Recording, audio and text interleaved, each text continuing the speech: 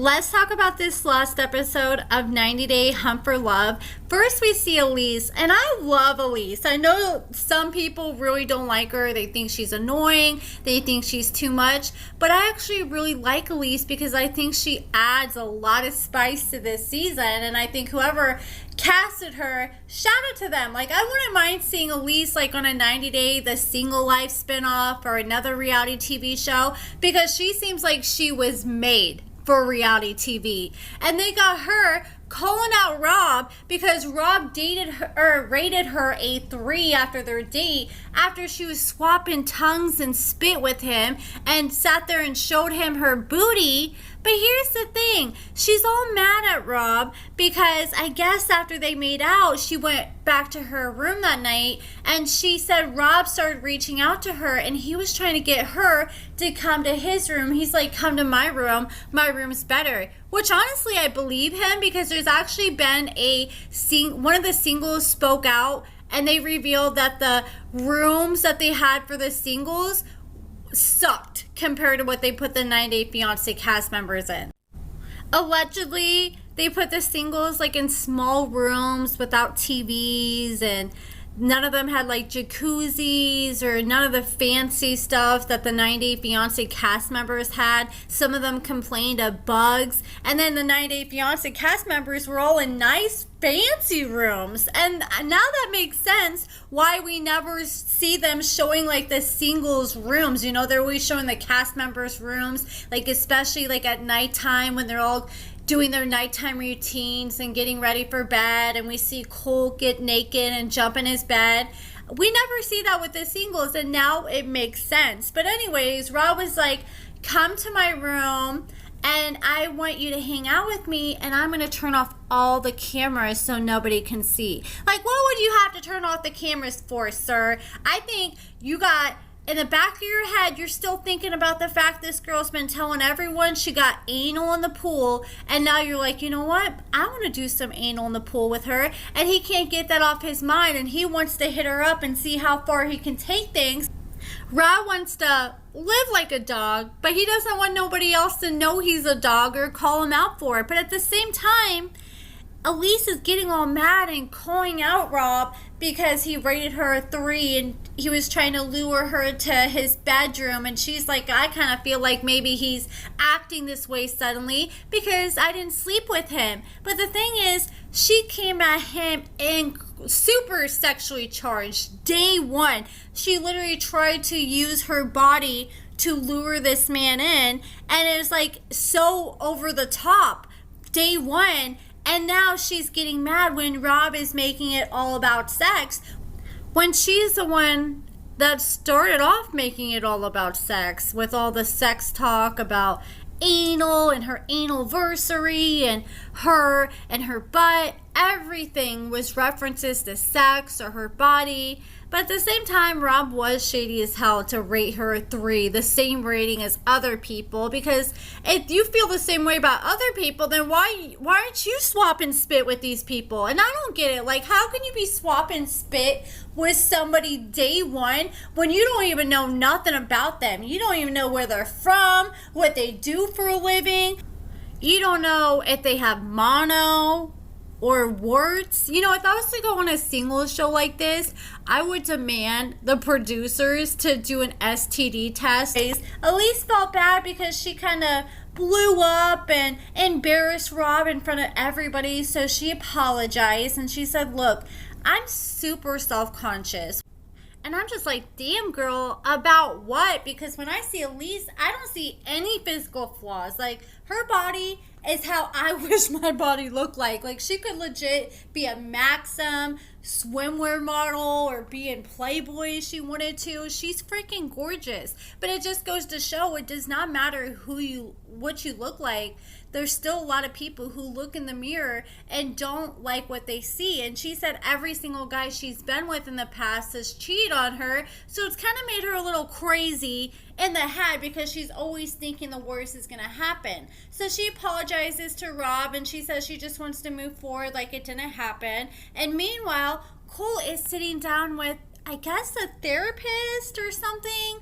And she wants to try to figure out what they need to do to get Colt to go out on some dates. And I think they're really trying to work hard on Colt because they know Colt doesn't really fit in. He's not like all the other people. And that's the thing. Like, yeah, Courtney makes sense, but I feel like they should have put a few more singles that made sense for him. I think they honestly just brought Colt for the memes and for the drama that he brings because he likes to call people out. And he shows off this pillow he has of his face. And I actually remember that pillow because I watched the 90 Day Barzal. Do you guys remember that spinoff they used to have where they like sit down? It was kind of like a game show almost. Like they would sit down in the studio with Sean. She would ask them questions and they'd play games. And I think he did some kind of like game or something. And he ended up winning that pillow. And I have to just point out that Colt looks so much better now that his hair is cut short and he's lost a little bit of weight. Like he's just so much more clean cut compared to how he used to look. And I always thought, I'm like, why does Colt have his beard and his hair so long? It was just like looking greasy and unkept. And it's like, if you're gonna have long hair like that, you gotta take care of it. And I never understood why Vanessa let that fly. Like I would have been telling him like, man, you need to go get a haircut and get yourself a trim. But it's interesting that now that he's single, he finally decided to do that. But now he looks so much younger and better. Like him cutting his hair like took off a good 5 years. So he looks at least 5 years younger. And I swear to God, he reminds me of Paul, you know, Karini's ex. Every time I see him now, since he's lost all that weight, I'm like, is that Paul? And then I have to do like a double take for a second. But anyways, the counselor was telling Colt that she wants him to get outside his comfort zone and ask someone on a date. So she asked him if there's anybody he's interested in. And he's like, yeah, I'm interested in May and I'm interested in Courtney. And she's like, okay, I want to make a goal for you and I want you to ask one of those girls out by the end of the night. And I don't understand why he didn't go with Courtney because he said he already started to develop a connection with Courtney. They had already gone out for lunch at that point. But he decided to instead ask out May. But before he did that, he started dancing in the corner like a damn chicken, flapping his arms. Like I've never seen anyone dance like that. And I already knew Cole couldn't dance with a damn when I saw him on the, you know, those little 360 things, you know, where you stand and the camera goes around you. They had one of those at the 90 Day Hunt for Love premiere party, and I remember seeing his video and he was like doing the chicken dance, and I was like, okay, you can tell this man does not want to be dancing right now, but somebody probably told him, show us your moves, and told him to get up there, and he's doing it as awkwardly as possible. Shout out to Chantel for being a little sweetie pie because she couldn't endure watching Colt embarrass himself for another minute. So she decided to walk up to him and she said, hey, let me show you some moves. And she sits there and was dancing with him and she almost got a concussion in the process. Like he literally like threw her back like a freaking rag doll. Like I think he was trying to do a dip, but he had no idea what he was doing. It looked like he was like trying to like throw her down on the ground in front of him. I'm like, what the hell are you trying to do? And at that point, Chantel was like, yeah, I can't do this anymore. Enough. And she got out of there, and she got out of there quick. I don't know why Colt decided to wear a damn sweater and jeans outside for this party. Like, come on, this is a well-traveled man. He's been to Brazil plenty of times. I wouldn't be shocked if he's been to Mexico before. But even if not, you'd think you would know this is not the place, especially at the time of the year that they were filming this, to be wearing long sleeves like this. But he was wearing long sleeves. He was sweating his ass off. The man looks like he's been waiting for the electricity man to show up after his air conditioner broke 5 hours ago. But he decides to approach this girl while he's sweating and ask her on a date. I'm like, man, you couldn't give yourself 5 minutes to calm down, catch your breath, you know, cool down and get rid of some of this sweat. No, he decides, let me go ask her on a date. So he walks up to her, and you could already tell from the jump that she was not interested in him. Like, she was just giving him the bare minimum conversation, but she was making it very obvious by her mannerisms and just how she was speaking and looking at him that she wasn't interested. She was just being short and sweet, but still trying to be friendly. Like, he's asking her, like, okay, so where are you from? What do you do? Just the basic questions. And then he hits her with a, yeah, so have you made any connections here? And she's like, no, how about you? He said no. And you know what? I think the reason why he really liked this girl is because she kind of reminds me a little bit of his wife, Vanessa. Yeah, wife, because he's still actively married to her. Even though he's claiming he's divorced, they're still actively married. She just reminded me so much of Vanessa for some reason. But after he asked her if she had any connections, he decided to use that to lead up to the question, hey, how about you go out on a date with me? We can see where it goes. And she was very honest with him. She said, yeah, I don't think so. I'm not trying to be rude, but I just think we're better off as friends. Shout out to her, because she could have easily said yes, wasted his time to try to get more camera time. But she was honest and upfront with him, and she said she likes guys who are goal-oriented, and she just knew in the short time that she talked to Colt that is not him. And I don't think that is him whatsoever, because last I heard, Colt was living with his uncle, and I believe it was like Oklahoma. It's either Oklahoma or like Washington or something like that. But he's living like in the country with his uncle. He's not working outside of like the work he does on 90 Day Fiancé. So I wouldn't say he's very goal-oriented right now. I think she's looking more for a partner, not a project. She's kind of trying to look like, she's kind of trying to look for like what Chantel's looking for, like a turnkey man, where you just find somebody who already stable, they have everything going on in life. All you're gonna get from Colt is having to bang him at least 7 times a day and getting to sleep on this lovely pillow right here. But, you know, that wasn't enough to entice May.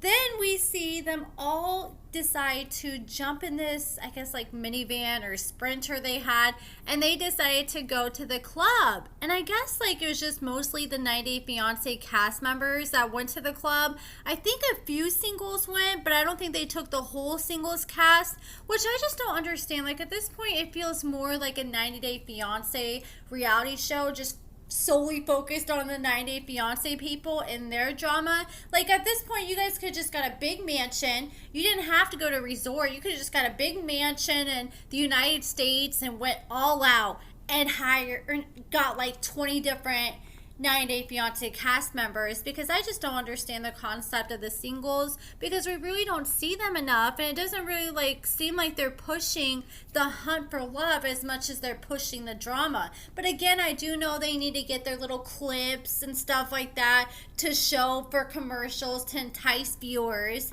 But hopefully we get more to the lovey-dovey stuff and the dates more later on in the season. Maybe it's just starting off slow like with most seasons.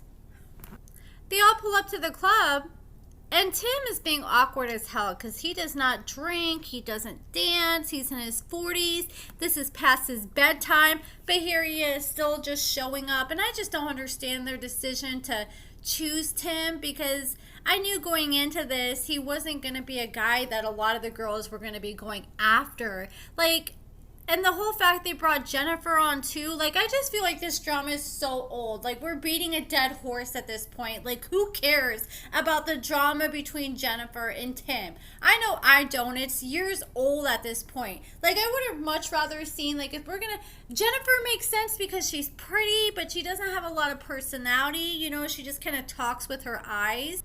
But if they wanted to bring exes, I think it would have made more sense for them to bring Jennnifer and her ex Jesse, because they're both messy as hell. And just imagine the drama if they're both on the same resort trying to date. And I think if Jesse would have came, there would have been more women interested in him compared to like Tim, so we would have got more of the whole hunt for love, like what the show is supposed to be about. But I just think they wanted to have some kind of drama between Tim and Jennnifer, even though it's old as hell, and they know that Tim's gonna show up and throw shade, so they're gonna get some kind of drama out of that. But apparently while they're at the club, Courtney, who's been stirring the pot this whole season, decides to walk up to Tim and say, yeah, so Jennnifer said that you got and you went and paid for a dance for her at a strip club by another man because you're like a cuck and you like to watch. So of course Tim got all in his feelings because he's just tired of finding these gay allegations. So he went up to Jennnifer and confronted her, and she's like, no, no, no. You can't sit here and talk all this shit on me and then get mad when I sit there and tell the truth back. I'm just speaking on my truth. You've been talking shit on me for 7 years, so don't get mad when I have all this stuff to say. Now that's my turn. And pretty much it doesn't sound like she plans on slowing down anytime soon when it comes to starting shit for Tim. If that was Tim, I would just not worry about it. I would just want to distance myself as far as possible from her and try to show her like, hey, you know, I'm going to make the best of this situation. Let me try to get me a baddie. You know how they sat down with Colt and tried to give him some pointers? I think that's what they need to do with Tim next, because I think Tim needs the most help out of all of them besides Colt. And then Usman too. Usman needs some help. So I hope they sit down with Tim, you know, show him some game and figure out what he needs to do and hopefully push him to ask a girl out. And you know what? Like, Veronica wouldn't have been a bad choice for this single retreat either. I mean, she doesn't start a lot of drama, but she is funny, and I like her personality. Tim said Veronica was actually jealous that she didn't get invited on this retreat, but it's actually like a blessing in disguise because she did eventually meet the guy that she's with now, who she believes is like her soulmate, and she's really happy with. So good for her. I don't think there's going to be anyone that really finds love on this retreat, but you guys let me know what you think in the comments below. That's pretty much it for this episode. There's a few other things that happened, but they weren't really worth talking about. So let me know what you guys think in the comments below. Give this video a thumbs up, subscribe, and thank you so much for watching.